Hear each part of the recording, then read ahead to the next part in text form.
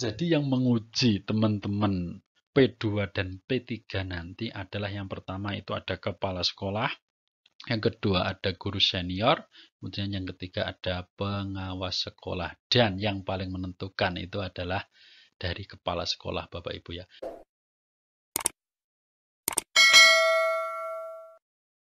Bismillahirrahmanirrahim. Assalamualaikum warahmatullahi wabarakatuh. Salam sejahtera untuk Bapak Ibu guru hebat dimanapun berada. Pada kesempatan kali ini, izinkan saya berbagi informasi dengan Bapak Ibu guru hebat dimanapun berada. Kalau kemarin saya sudah menginformasikan kaitannya dengan hal-hal penting yang harus diperhatikan oleh pelamar prioritas 1. Pada video kali ini, gantian untuk teman-teman yang prioritas 2 dan 3. Seperti itu Bapak Ibu ya. Nah, berikut saya sampaikan hal-hal penting yang perlu dipersiapkan bagi calon ASN P3K Guru tahun 2022 supaya bisa lolos. Khususnya ini untuk Bapak Ibu guru yang masuk ke P2 dan P3. Ada apa saja yang perlu panjenengan perhatikan dan perlu panjenengan semua persiapkan dari sekarang? Silahkan simak video ini sampai selesai, semoga bermanfaat. Nah, ini Bapak Ibu ya, kaitannya dengan persiapan yang harus panjenengan semua lakukan, ini saya mengambil dari keputusan Menteri Pendidikan, Kebudayaan, Riset, dan Teknologi nomor 349-P/2022. Ini tentang petunjuk teknis pelaksanaan seleksi calon pegawai pemerintah dengan perjanjian kerja untuk jabatan fungsional guru pada instansi daerah tahun 2022. Seperti yang sudah kita semua ketahui Bapak Ibu ya, untuk pelamar yang masuk P2 dan P3 pada seleksi tahun ini masih tetap mengikuti ujian seperti itu Bapak Ibu. Tapi ujiannya ini agak berbeda dengan apa yang mungkin teman-teman ikuti tahun lalu seperti itu. Nah, di sini yang pertama Bapak Ibu saya akan memberikan info kepada teman-teman yang P2 dan P3. Ini ada tim penilai pelamar khusus P2 dan P3. Kalau tahun lalu ujiannya itu kita menggunakan CAT ya, kita dihadapkan dengan soal-soal yang sangat luar biasa di komputer. Nah, untuk ujian tahun ini bagi teman-teman yang P2 dan juga P3 itu tidak seperti itu Bapak Ibu. Nah, pelaksanaan seleksi kompetensi bagi pelamar prioritas 2 dan pelamar prioritas 3 ini dilaksanakan dengan menilai kesesuaian kualifikasi akademik, kompetensi, kinerja, dan pemeriksaan latar belakang dari Bapak Ibu. Adapun tim penilai pada kompetensi calon P3K untuk P2 dan P3 itu nanti Bapak Ibu, yang pertama ini ada pengawas sekolah ya, tim penilainya. Terus kemudian yang kedua ada kepala sekolah atau pelaksana tugas kepala sekolah. Terus yang kemudian ada guru senior. Terus yang keempat ada BKPSDM di kabupaten Bapak Ibu masing-masing. Kemudian yang terakhir ini ada dinas pendidikan ya. Apabila tidak terdapat pengawas sekolah pembina sebagaimana huruf A seperti yang saya utarakan tadi di sini itu, panitia seleksi instansi daerah dapat menugaskan pengawas sekolah sebagai pembina dari sekolah lainnya. Nah, ini Bapak Ibu ya, dilanjutnya di sini. Apabila pada sekolah wilayah tempat pelamar prioritas 2 dan pelamar prioritas 3 memiliki keterbatasan tim penilai, maka penilaian dapat dilakukan paling sedikit oleh ini. Yang pertama ada pengawas sekolah atau kepala sekolah, yang kedua ada BKPSDM, kemudian yang ketiga ada Dinas Pendidikan. Itu Bapak Ibu ya yang perlu panjenengan semua perhatikan. Nah, terus apa saja yang dinilai oleh tim penilai saat panjenengan nanti ujian? Ini ya, ini saya berikan datanya sesuai dengan edaran Kemendikbud tadi.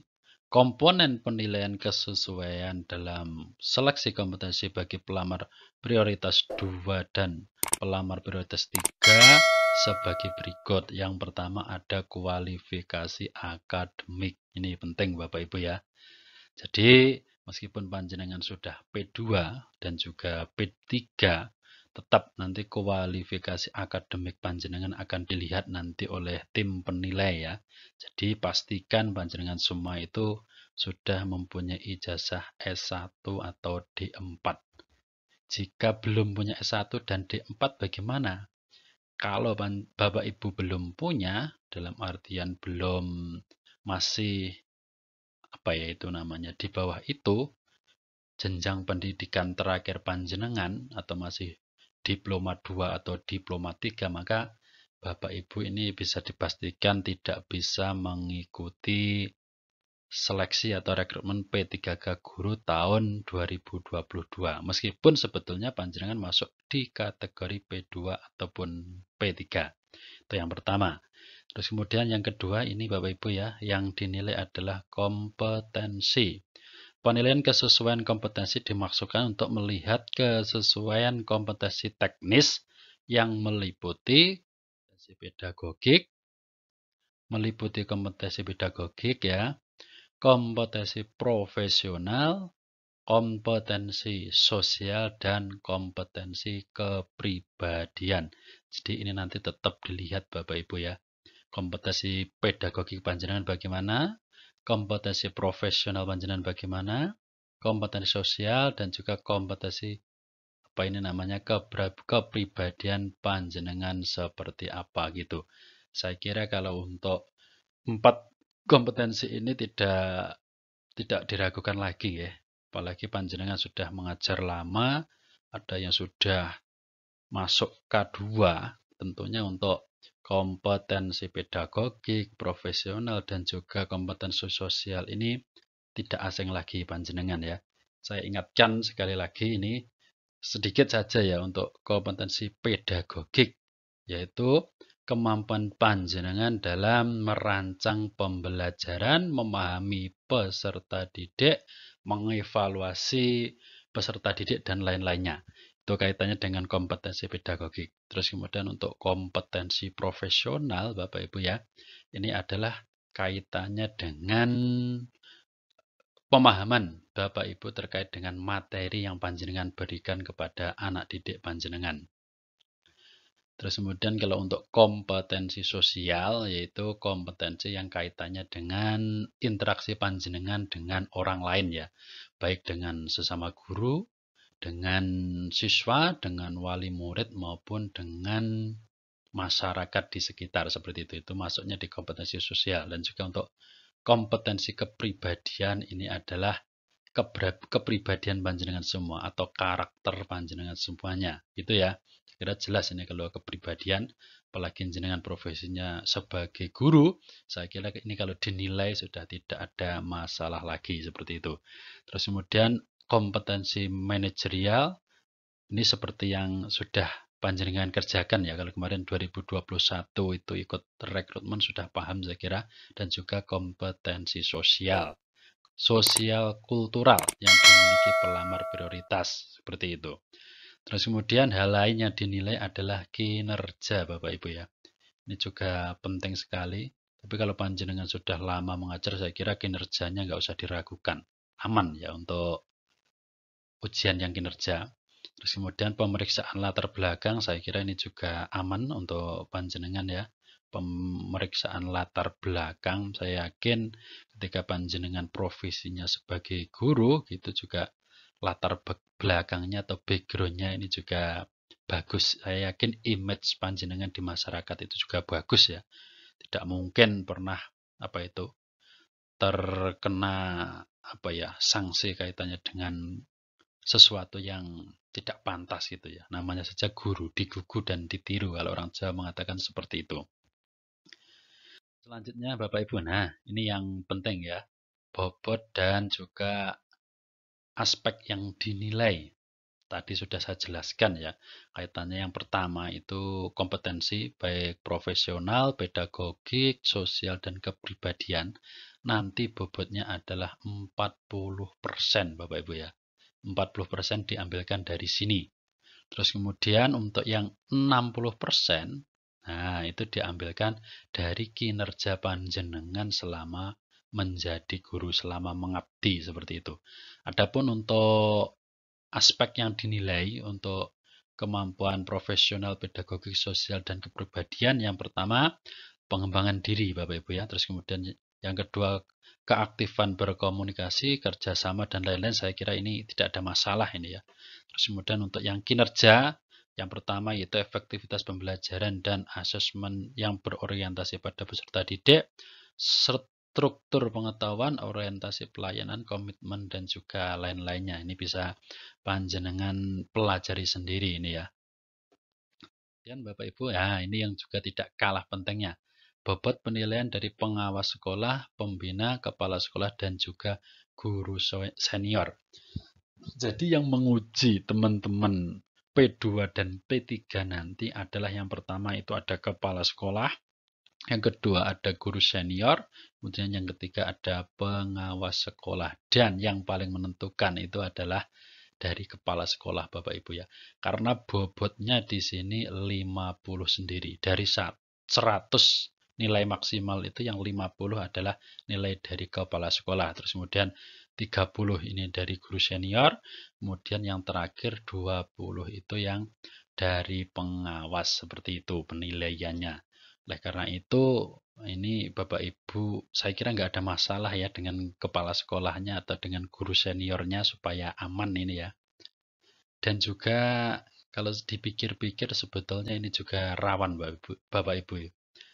Yang saya bayangkan ketika satu sekolah, terus kemudian ada 3 teman P2 maupun P3, kemudian formasinya cuma 1. Ini saya kira juga sebagai kepala sekolah ini nanti juga gimana ya? Semuanya itu juga anak buah, mungkin mengajarnya sama-sama bagus, tapi harus memilih satu di antara 3 guru yang mengajar di situ. Tapi ya semoga objektivitas dalam menilai guru yang masuk P2 dan P3 ini nanti betul-betul diperhatikan baik dari kepala sekolah, guru senior maupun pengawas. Tapi ya kembali lagi ke kepala sekolahnya masing-masing Bapak Ibu ya. Jika mungkin di sekolah tersebut ada keponakannya atau saudaranya itu yang ikut mengabdi di situ, itu nanti juga dipertanyakan subjektivitasnya ya. Semoga itu tidak terjadi. Mungkin itu saja Bapak Ibu guru ya yang bisa saya sampaikan pada kesempatan kali ini. Semoga video saya ini bermanfaat dan juga saya doakan teman-teman yang masuk P2 maupun P3 bisa lulus 100%. Amin. Jangan lupa terus dukung channel ini dengan like, subscribe, dan juga komentar. Karena masukan dari panjenengan senantiasa saya jadikan untuk bahan introspeksi diri sehingga ke depan channel ini bisa lebih bermanfaat. Wabillahi taufiq wal hidayah. Wassalamualaikum warahmatullahi wabarakatuh.